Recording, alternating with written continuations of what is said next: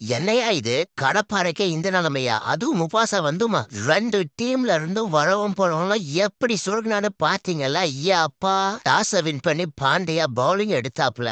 வந்ததும் போல்ட்ட சால்ட்டுக்கு சங்கூதிட்டாப்ல. அதுக்கப்புறம் கிங் கோலி அப்பா என்ன அடிடா பவர் பிளேல. அவரோட சேர்ந்துக்கிட்டு படிக்கலும் தாண்டாவ மாட்றா. அவங்க விட்டதும் பட்டிதரும் ஜிதேஷ் சர்மாவும் அவங்க இஷ்டத்துக்கு ஒரு ஆட்ட ஆட்டிட்டாங்க மும்பை பவுலர்ஸ்.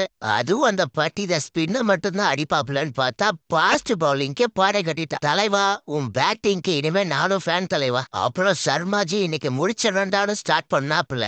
ஐயோ நம்ம தான் கேப்டனா இல்லையே எதுக்கு அடிச்சுக்கிட்டேன்னு விட்டுட்டு போயிட்டாப்புல. அப்புறம் தயா சேர்ந்தாங்க பாண்டியாவும் திலக்கும். கிளீன் ஹிட்டிங் அப்படின்னா இப்படிதான் இருக்கணும். என்ன அடி பாண்டியா நொறுக்கிட்டாப்புல. திலக் வர்மா வேற மாதிரி. ஆனாலும் புவி ஆசில்வு தான் கதையை முடிச்சு போட்டாங்க. பாண்டியாவை பார்க்க தான் கொஞ்சம் வருத்தமா இருந்தது. ஆர்சிபி பட்டிதர் கேப்டன்சி கப்ல தான் முடியும்னு தோணுது.